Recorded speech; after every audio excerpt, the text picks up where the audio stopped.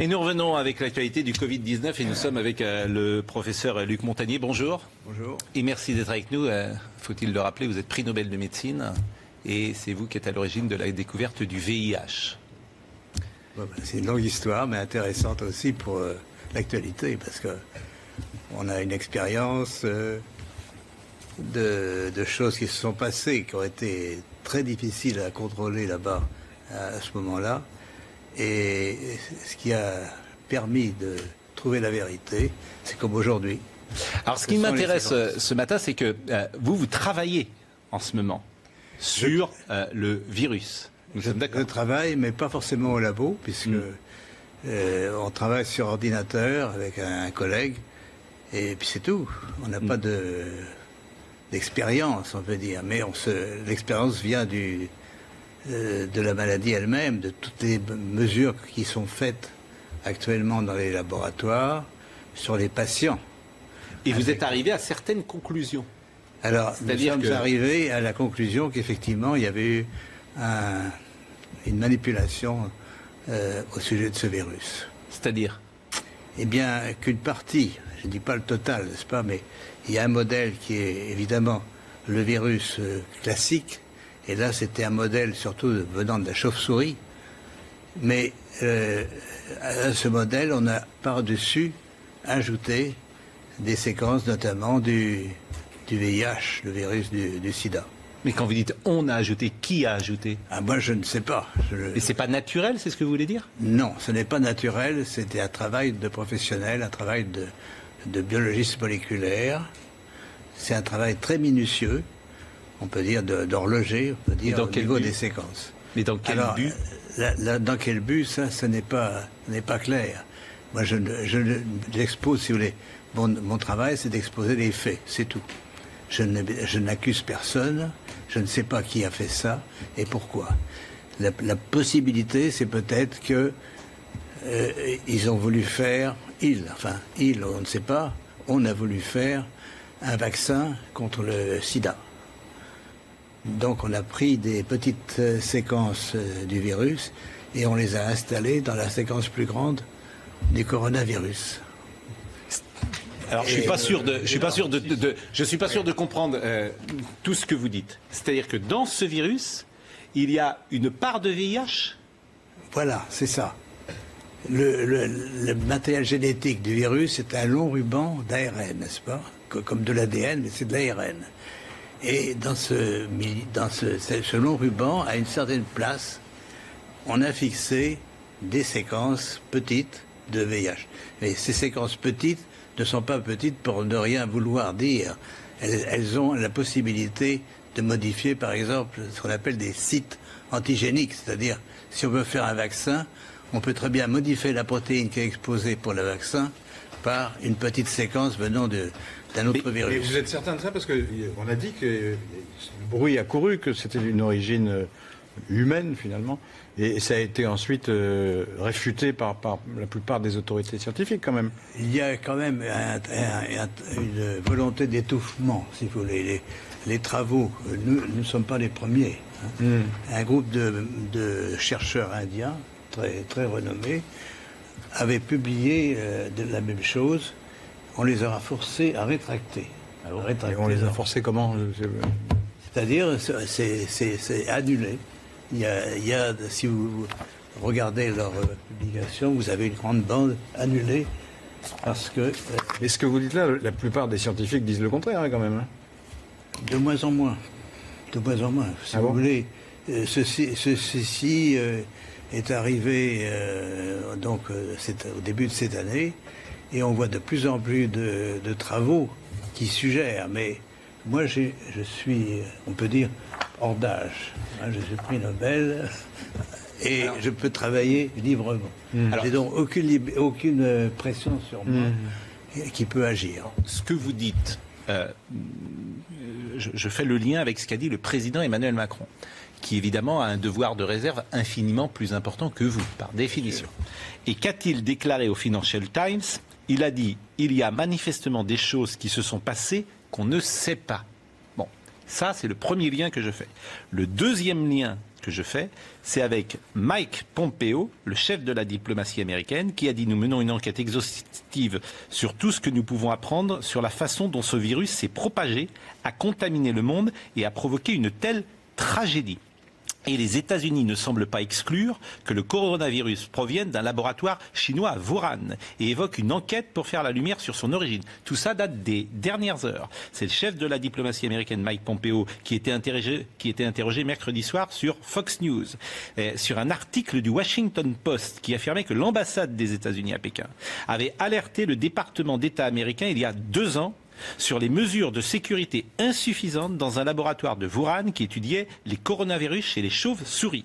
Monsieur Pompeo a été questionné également sur les informations de Fox News selon lesquelles plusieurs sources pensent désormais que le Covid-19 actuel signalé pour la première fois justement à Wuhan en décembre émane de ce même laboratoire, même s'il s'agirait bien d'un virus naturel, pas d'un agent pathogène créé par les Chinois, et que sa fuite ne serait pas volontaire mais due au mauvais protocole de sécurité.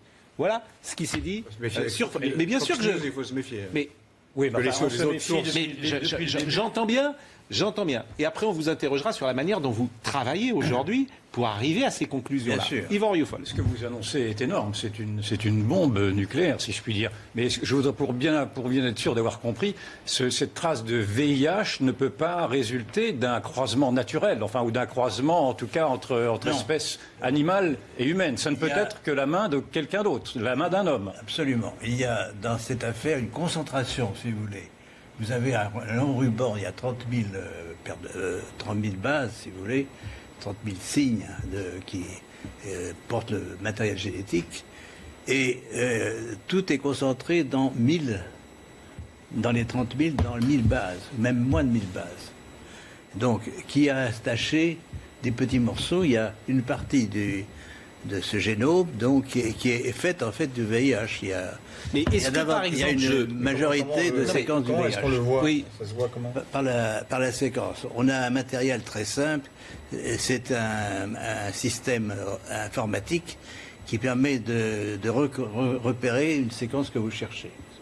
Non, mais si je dis, par exemple, pour que les choses soient claires, si je dis du VIH dans le Covid, est-ce que c'est exact ce que je dis là ? C'est exact, mais ça ne veut pas dire qu'il y a assez de VIH pour faire une grande protéine de VIH. Il y a assez de matériel pour modifier ce qu'on appelle un site antigénique, c'est-à-dire modifier un peu la protéine du coronavirus pour la faire reconnaître par le système immunitaire comme VIH. Mais les conséquences sur le VIH, qui est une maladie extrêmement grave et avec les conséquences que l'on sait, les conséquences pour ceux... Et alors là, moi, je fais très attention forcément à ce que je dis, parce que je pense à ceux qui ont eu le Covid-19.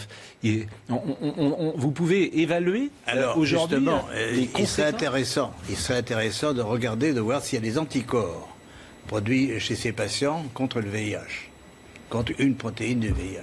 Ça serait intéressant à faire. Et est-ce que, à votre connaissance, est-ce que vous savez si le professeur Raoult, qui est donc un des spécialistes mondiaux de cette affaire-là, a eu également ce traçage en vue, a diagnostiqué, si je puis dire, cette trace de VIH, et est-ce qu'il y a des médicaments qui peuvent y remédier ? Non, mais il y a eu des médicaments antiviraux, antirétroviraux contre le VIH qui ont eu un certain effet, mais enfin pas aussi bien que l'hydroxychloroquine. Donc ça a été abandonné maintenant. Et permettez une autre question. Tous les soupçons se tournent en effet vers la Chine. Et le président de la République a repris cette thèse, disant en tout cas que la Chine avait menti sur la gravité de l'épidémie, en tout cas au début, dès le mois de janvier. Mais est-ce que vous ciblez également la Chine et un laboratoire chinois dans le fait que cette sorte de terrorisme se serait produit? Parce que en fait là, on est dans un autre monde. On est dans le monde du terrorisme bactériologique. Pas terroriste, parce que ce serait pour créer un vaccin. C'est accidentel. Oui, voilà. Là, non, attendez, est-ce que ce serait accidentel? Non, j'ai compris que c'était volontaire et non pas accidentel. Oui, mais vous avez dit un vaccin. Non, mais vous avez dit vous-même que c'était une volonté que d'avoir à associer deux. Oui, mais pas à des fins pas pour tuer les gens, si on peut dire. D'accord. Ça serait, j'ai bien compris, c'était pour créer un vaccin. Probablement, c'est pour faire contre le VIH. Pour faire, si vous voulez, seuls les gens qui ont fait ça pourront dire un jour la vérité, totalement. Alors, moi, pardonnez-moi, ce que vous dites là Pardonnez-moi, mais ça a été attesté par d'autres médecins, chercheurs, scientifiques, laboratoires, etc. Il y a plusieurs groupes qui ont fait la même chose, mais l'ont fait disons, un peu en catimini, enfin sans trop faire de bruit. Mais il y a plusieurs groupes, oui, ça circule, si vous voulez. Mais pardonnez-moi, parce que je pose toujours des questions. On fabrique ça en laboratoire. On veut fabriquer un vaccin contre le VIH. Bon. Comment après ce vaccin il sort? Quoi, ce virus il sort? Comment il sort du laboratoire? Il est produit par le laboratoire. À ce moment-là, c'est ce qu'on appelle un recombinant. Ce virus est produit par le laboratoire chinois qui l'a trouvé ou bien d'autres laboratoires. Oui, mais ils prennent des gens pour le tester. Comment il sort? Bien sûr, alors si on parle d'un... Là, c'est un autre sujet, c'est un vaccin contre le coronavirus. Non, mais je veux savoir comment il sort du laboratoire. Comment de la fabrication d'un vaccin contre le VIH, on arrive à une pandémie mondiale? C'est ce lien-là que je ne saisis pas. Parce qu'ils ont fait une construction donc, qui est un virus corona, un ARN de virus corona, et dans une petite partie de ce ruban, vous avez les séquences VIH, de telle façon qu'elles soient exposées, bien sûr, au système immunitaire. Donc la prédiction, c'est qu'effectivement, il y a des anticorps contre le VIH chez des patients infectés par le coronavirus. Ceci, on ne peut pas le démontrer. Oui, mais vous ne me dites pas comment il sort. C'est parce qu'on prend des patients et on va tenter de tester ce vaccin qu'on est en train d'élaborer et qu'après, il se diffuse comme ça. C'est ça que je saisis pas. Là, ça va prendre beaucoup de... On parle d'un vaccin en général à partir d'un coronavirus. Ça va prendre beaucoup de temps, effectivement. Il faut montrer d'abord des expériences chez les animaux, chez les souris. Oui, mais j'ai l'impression que et ensuite, j'ai l'impression que je me fais mal comprendre, en fait. Fabrication du vaccin dans le laboratoire. Fabrication. Nous sommes d'accord. Vous nous dites, effectivement, on cherche... le vaccin... vaccin VIH, c'est comme ça. Le vaccin doit être atténué. C'est-à-dire, on peut soit traiter les mais j'entends bien, mais comment ça sort du laboratoire? Pourquoi les gens sont-ils infectés après? Parce qu'on le teste. Et je répète, enfin, c'est ce qui se dit un peu partout, c'est qu'il y a eu une fuite. La construction virale s'est échappée du laboratoire de Wuhan. Mais une fuite, ça veut dire quoi? Comment elle peut s'échapper? C'est ça, une fuite. C'est quoi une fuite? Elle peut s'échapper volontairement ou involontairement? Involontairement. Non, involontairement, mais comment? Par quelqu'un qui a sans doute quelqu'un qui manipule ce virus sans prendre trop de précautions. Je vous pose des questions puisque je suis tout à fait béotien dans ce domaine. Donc bon. C'est une supposition. D'accord. Et la manière dont vous travaillez aujourd'hui, vous semblez avoir des certitudes. Donc où vous travaillez aujourd'hui? Oui, on travaille sur les séquences. C'est pas ce qui est fondamental, c'est les séquences. Et je peux revenir un petit peu en arrière puisque l'histoire du sida se répète à ce moment. Enfin, de l'origine du virus du sida se répète un peu aujourd'hui. Alors à l'époque, il y avait plusieurs laboratoires qui travaillaient sur le virus, dont le mien, à l'Institut Pasteur. Il y avait un laboratoire américain dirigé par le professeur Gallo, n'est-ce pas?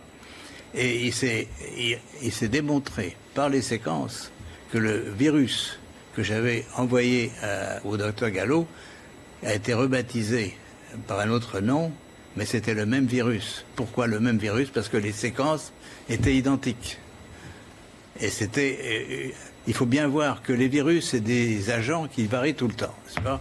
Et surtout les virus avec de l'ARN, il y a toujours des mutations. Je vais y revenir parce que c'est très important pour l'explication de l'épidémie aujourd'hui.